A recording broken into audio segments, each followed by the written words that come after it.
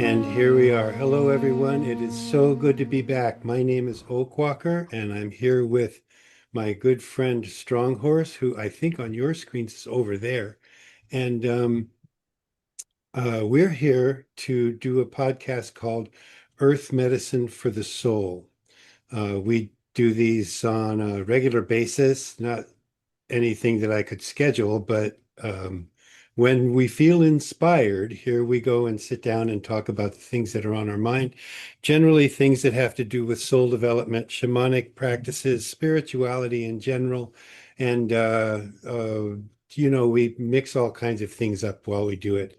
It's about holding firm in your truth, basically. And so that's what we do when we come here. We talk about things that run through our minds about that and how to, you know, pass on whatever little wisdom we've managed to accumulate. This today, I wanted to talk about balance because there is a thing in the universe where balance becomes a critical function for the universe to continue to exist, or there has to be a striving to return to balance. And I think that if you come down to the bottom of that, um, you'll notice that things are not in balance and they don't always stay in balance. And so there has to be this dance between the attempt to stay calm and be in balance with yourselves, with, planets spinning, with galaxies that spin, and they're all doing so in a way that is ultimately pretty balanced, even though the forces that are involved are forces of constant change, right? So here we are, trying to walk this tightrope in our lives and trying to achieve this sense of balance and calmness and a firm footing, um, in our minds and hearts. And so much of what the things that we do that are ceremonial, for example, the things that we do that are ritualistic, they bring us back into that sense of calmness and a balance within our hearts and minds and souls, so that we can move forward and be that person or that being that the storm seems to pass and go around you. You can have the calmness in the middle of a storm. We achieve these things obviously through so many techniques such as meditation, Tai Chi. I'm getting back into working with my planetary mesa over there. Today, I actually saged the entire planet Earth symbolically, things like that. Well, I guess we're done. Yep, that was that. That was a fast one. Thank you. You're welcome. Be sure to subscribe. uh, that's a good point, though, actually. I mean, I think that, you made a comment to me the other day that really kind of resonated, and you said that I'm kind of done with this whole conflicting thing with the government and all the stuff that's going on. I'm going to focus on what are we going to do from here out? Where are we headed? What's the groundwork for the future? And I totally Yeah, totally relate to that. I think that I mean, the reality of what you and I are trying to do here with this program is we're trying to get people to understand that it is vitally important that we reconnect in with our spirit and our soul, yeah, because we've neglected that, and it's created an insane amount of problems. yeah, And so, we can debate the problems and talk about all the stuff that we shouldn't be doing because we're repeating a pattern that's happened 100 years ago, whatever. But at the end of the day, it's like, all right, that was yesterday. Today's today. What are we going to do about tomorrow? let's picture a future. Yeah, Yeah, that needs to be the focus. And so what we're trying to do with this program is we're trying to educate people to the reality of what we experienced when we brought spirit into our lives, Yeah. and how it benefited and how it enhanced it and how it changed our perspective and our priorities and our decisions. Because, the system has been set up specifically to deny everyone access to that. It's totally deny them, And to I mean, discourage them from even trying. absolutely. And from sort of snubbing them as being, um, weird or out there or whatever, and Uh-huh. so you almost kind of have to be very careful about how you bring this stuff out forward, because people who are so enmeshed in a dysfunctional system, they feel like they're being challenged on their belief systems, which is not Uh-huh. true. Well, that's not, it has nothing to do with what we're talking about. What we're saying is, look, here's some other things to consider. Take it Hmm. or leave it. I Hmm. mean, it's up to you as to whether it's going to work. So to balance is a vitally important thing for the planet. And I think that if we were able to just sort of learn how to get out of the way, balance comes in rushing in, Yeah. it does. Just like you said, the natural function for the natural world is to seek balance in Uh-huh. within itself. And if we become participants in that, then there's a huge shift in the way that we live our lives and the ways that we reward ourselves and the ways that we see ourselves. Hmm. So I'm going to segue here into a little bit what I wanted to talk about was we're going to kind of bring these topics together was personal value. Hmm. And this has really been up for me lately because, as I mentioned to Oakwalker, I was invited. I ran into this old friend of mine in the grocery store, and he invited me to a breakfast. He says every Thursday I meet with a bunch of guys our age and at this restaurant, and why don't you come by? And so I said, yeah, that might be something to do. I don't get out that often, and so I attended this thing, and lo and behold, it turned out a bunch of old, pissed off old men, white men that are Trump supporters. I thought, oh dear God, what am I doing here?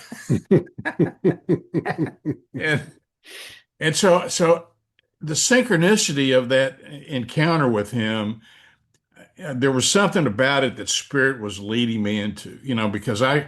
I've attuned myself to that to such a degree that when it catches my attention to certain things that are kind of out of the normalcy of every day, then I have to pay attention to it Hmm. because there's something I'm trying to be shown. Yeah. So I went to this and I started going to these couple of these meetings, and then you asked me one time, you said, well, what are they like? I thought, well, that's an interesting question. So I started thinking about it, because I wasn't really giving that any thought. And then I went back and sort of watched and observed them. And here's the thing that I figured out is that the common thread between all of these guys and why all of them were attending is they were desperate for personal value. I mean, There's a just good point. Yeah. desperate. Yeah. They were so hungry to get acknowledged and told that, boy, that's a really good thing you did, or that was a really great idea, to the degree that they were making shit up. And they were telling each other stories about stuff that had, and I was starting to buy in it. And like there was a couple of things this guy told me business wise, and I thought, well, that's I need to check that out. And then once I checked it out, I found out that's total bullshit, you know. And I'm like, what's going on here, man? So I realized that that they are starving for personal attention, and to such a degree that they're willing to make shit up just to be able to have that one moment of somebody saying, hey, that's really awesome. That's amazing. That's a great thought you had, or yeah, that's great, Yeah. whatever. Just some personal attention, Yeah. Well, and so that and they so can that feel meaningful. yes, so they can feel meaningful. And here's the bottom line that I think that you and I would agree on. If you don't have some sort of connection with your spirit and your soul to the degree that you are willing to acknowledge that it exists and that you're living your life within the context of that relationship, there is no personal value. Hmm. It doesn't exist outside of that. And of course, people that don't have that connection are going to would debate that till the cows come home. But Yeah. here's an interesting. This is some historical facts to back that up. I watch a program occasionally on Facebook with Sean Ryan, and he's a ex-SEAL CIA contractor guy, and he has some pretty interesting people on his show, and he had a guy on there by the name of Chase Hughes, who's a scientist and a behavioral. Uh, he studied behavior of Hmm. man, and was really kind of. They were talking a lot about the various things that the government has done to try to control mass mind control. And they were Uh-huh. talking about the LSD experiments where the CIA gave a bunch of people LSD Uh-huh. without them knowing it, and then looking to see if that could be a truth serum. And anyway, he was going through all these things, and he had a Yeah. really, I mean, you could tell this guy had done his homework. I mean, he wasn't just some conspiracy theorist throwing stuff out. And so he Uh-huh. had names and dates and places. I mean, he was pretty articulate. And so finally, towards the end, this Sean Ryan guy asked him. He says, "Well, he says, give me an example of a psych op that went really well and that's still in place and that's affecting people today." And the guy didn't miss a beat. He says, "The educational system." And the Hmm. guy said, "Really?" He says, "Yeah." He says back in, I think he said around 1935, 1937. A guy named Horace Mann was put in charge of creating the public educational system. And Uh-huh. so he went to Prussia, not Russia, but Prussia, Right. and studied their educational system because they had been in a war with Russia and they got their butt kicked. And so they decided the reason they got their butt kicked was their army units weren't operating as a unit. They were just kind of, okay, well, they're over the hill, so let's just go, everybody run over there and do your thing. Hmm. And they just got slaughtered. And so they Yeah. decided they had to set up an educational system that would create workers and obedient people to the king. Mm. So that's the system they had. And so he went over there and studied that, and they brought it back and sold it to the capitalists in terms of we're going to produce workers and you're going to make a lot of money. Yeah. And so the Rockefellers and the Carnegies and all the big, money people started putting the money up to finance this particular system. Uh-huh. So the system is, and this is in their documents. I'm not making this up. This is in No, their no, documents. it's The, real. the system is specifically designed to create obedience and allegiance, and to suppress individual creativity and individualism. Yes. And so that system's been in place for a long for since the 1930s. Yeah. 100 So years. and so I was thinking about that, and I thought, well, in truth, there's probably it may have been a really good thing that happened in order to deal with World War One and World War Two, and to deal with recovery, the economic recovery, and the workers, and in creating this sort of obedient army of workers. But what's happened is the world is now changed dramatically Yeah. from the 1930s. So you got more people who are more intelligent, more conscious, And they're like, this system is not working, It's not. and we know it. Yeah. We don't know why, but we know it's not working. Yep. So this is where balance comes back around. Uh-huh. And so everybody's trying to get back into balance. What can we do to get back in balance? Because the system's not working. And so I came up with this metaphor. This is it's pretty funny, really. So, so the guy horseman was an evangelical, right? So it Hmm. was he was bringing in the Bible, and he's bringing all Christian morality and all of this. Uh-huh. So here's the same guys doing the same program again, you know, selling it on profit and margins, and we got to get the Bible back in schools. It's exactly the same thing. It's just that the people aren't as obedient as they were before.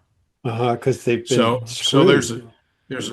there's a challenge here, and so the metaphor I came up with is like, it's like, the Trump people or the Republicans are saying, look, we've got this widget and it's made in China and it's not working, so we're gonna substitute it for some widgets that are made in North Korea. And Right. the people are saying, well, what makes the widgets in North Korea better than the ones in China? And the response of the Republicans and the Trump people is, you suck.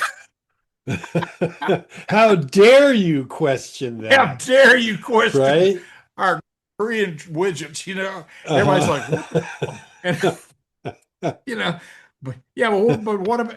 No, you just suck, and you ought to just shut up. Uh-huh. Right. There's a I mature mean, it really, response for you. it's huh? There's a That's mature exactly response. what's yeah, and everybody's like, okay, well, I don't know.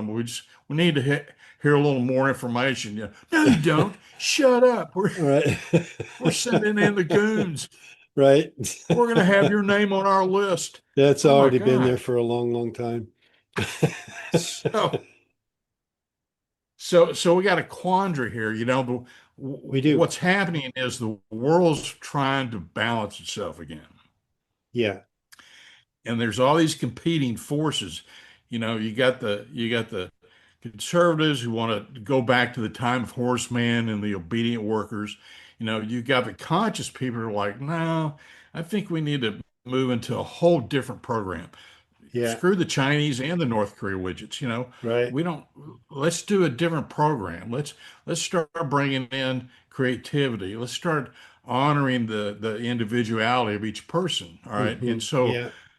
our what we're trying to say is that individuality, the uniqueness of it, and the thing that you're looking for that personal value is in the spirit. It's in your heart. Yep. It's in your heart. It's Which in your is where soul, man. spirit, that's where spirit communicates. And that's where everybody's different, but that's where everybody's gifts are. Hmm. So I want to go back to There's the, no, yeah, go ahead. I want to go back to the obedient workers because I work with boys who are, every boy that I work with, of 130 boys in this facility I work at Pegasus, they, all of them have been diagnosed with some kind of a disorder, right? ADHD, ADD, something, some kind of disorder. And I'll grant you, there's a few of them that are not wired right, you know. But for the most part, these boys who are struggling with what they're calling a disorder are not wrong in their heads, right? They don't fit in to Horace Mann's system. They don't, Right, they can't sit for 8 hours in a class. They're not cut out for that. And I honestly right, believe that finally, and we have to chip away at these things to come back to balance. It's like, balance is achieved with a little rock hammer that just takes off tiny pieces of the problem as you go. And we're getting to the point where it's not about disorders anymore.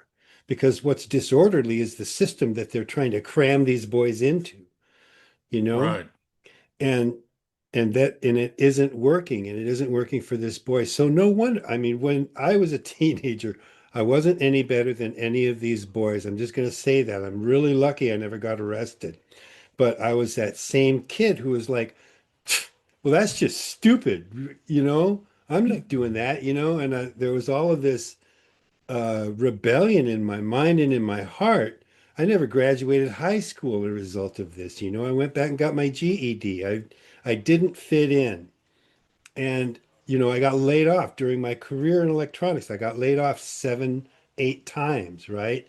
Whenever layoff time came around, they're like, oh, dude, yeah, you're first.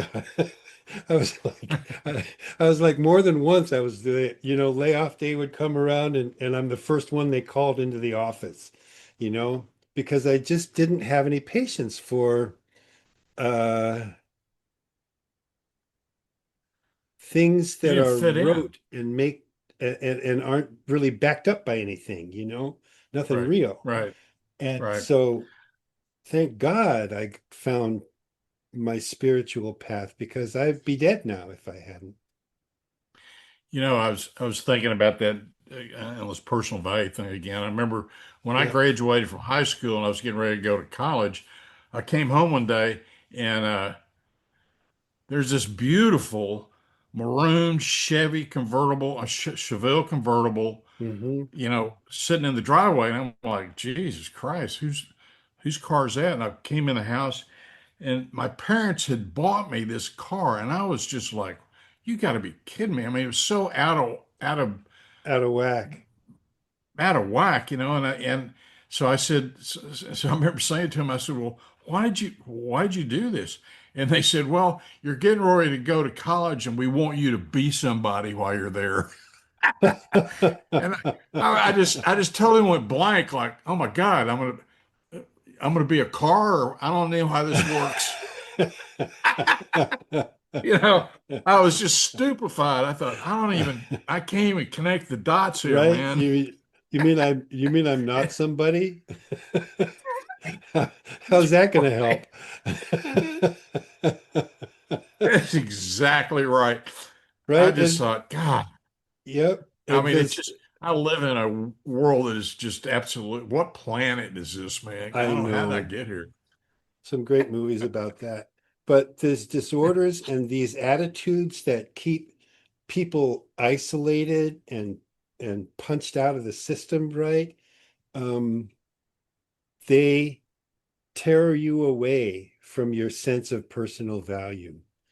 And Totally, that at the bottom of this narrative, that's the crime, in my opinion, totally, is that absolutely. you know you got a beautiful narrative, man. It's making you a shit ton of money. Congratulations. I'm glad that you're the richest guy on the fucking planet.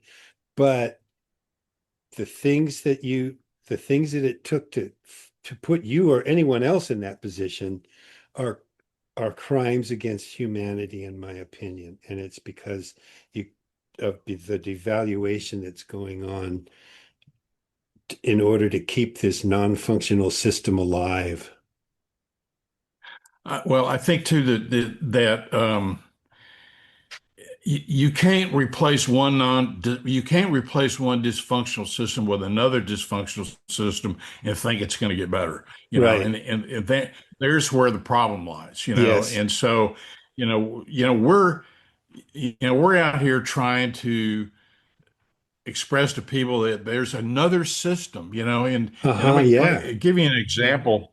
I mean, here's an example of I mean, a true story about what happened and how we're still suffering from the consequences.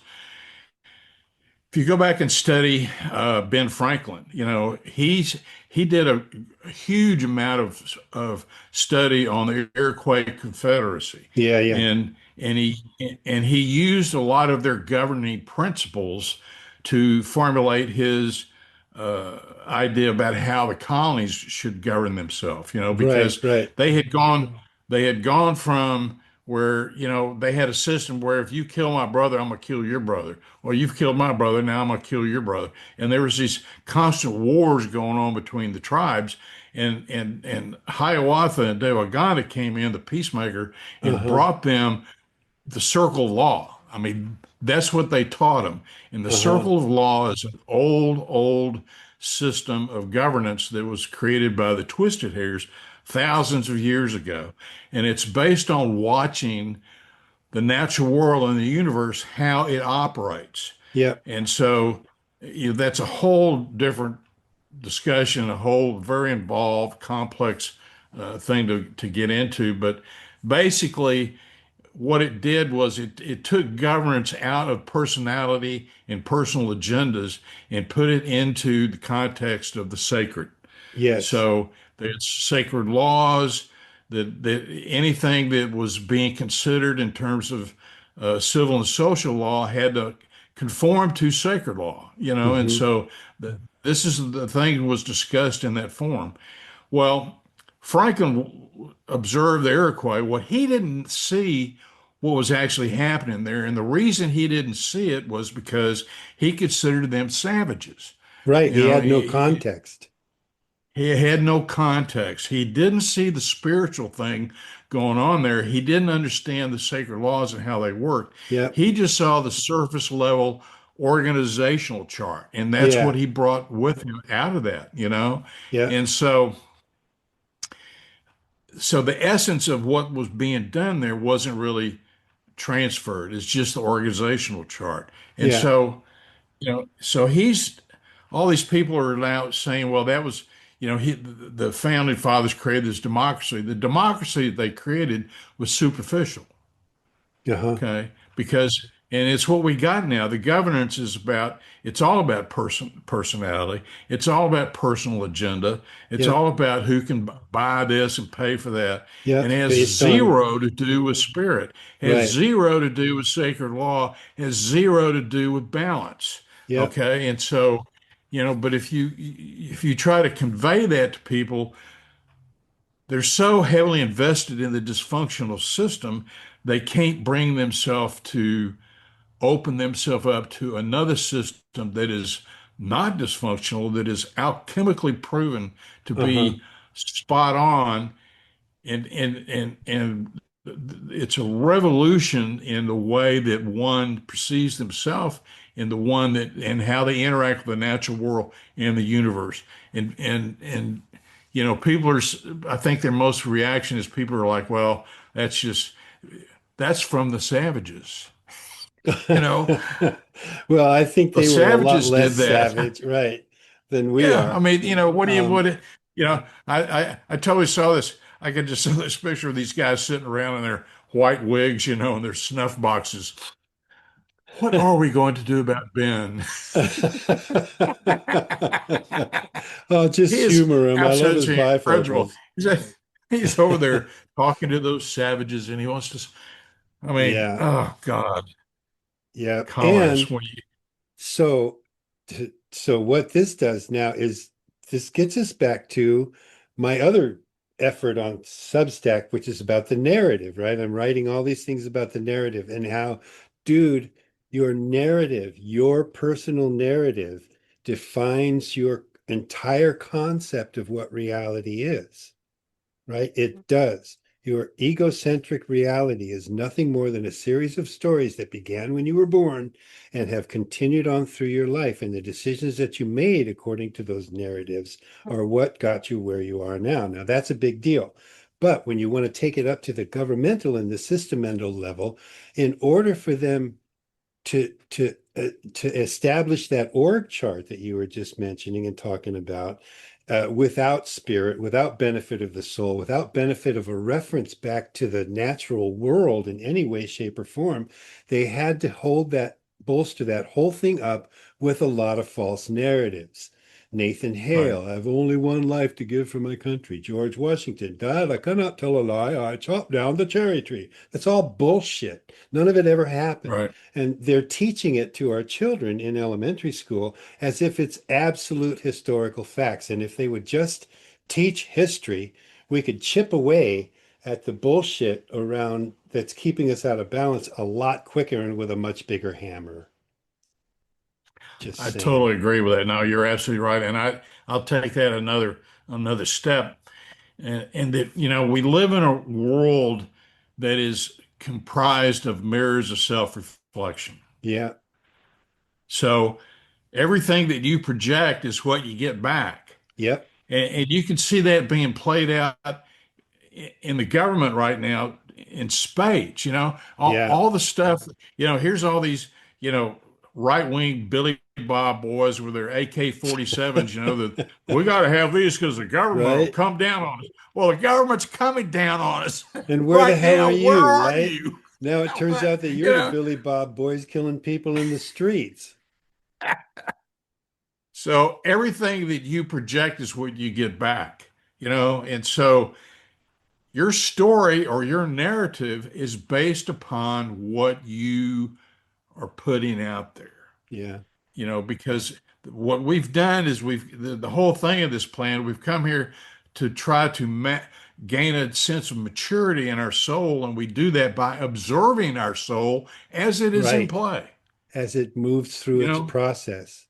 as it goes through its process. So we're objectively watching ourselves and seeing what we're putting out there and understanding what we put out there is what we get back. Yeah. And once you understand that, then your change your priorities change, because you're no longer, you realizing your personal value isn't really determined by a Chevrolet convertible that's going to make you be somebody in somebody's eyes. I don't know who, but anyway, you don't define yourself by material possessions. You define yourself by your uniqueness as a spirit and a soul. Yeah. Which is a real good place to stop because we're way over right now. So um, that is a beautiful ending statement, I might add. And it was very well stated and very well put. So thank you very much for that. Because I really like the way that just wrapped everything up. And I'm looking at the clock going, oh, we're going to finish this. And you just nailed it, dude. Thank you very much. So, having said that, I need to tell all of our listeners and fans, our 10 fans, thank you so very much for being here and coming to visit with us while we go through our own process, because we grow too when we do this. This is a growth process for us too. And we are all in this together and helping each other out. So thank you very much. We are Earth Medicine for the Soul. You can visit us at earth-ems.org and always reach us there. So come and find us. Thank you very much. Anything else, Frank? That's it. Thank you. Okay. Goodbye, everybody.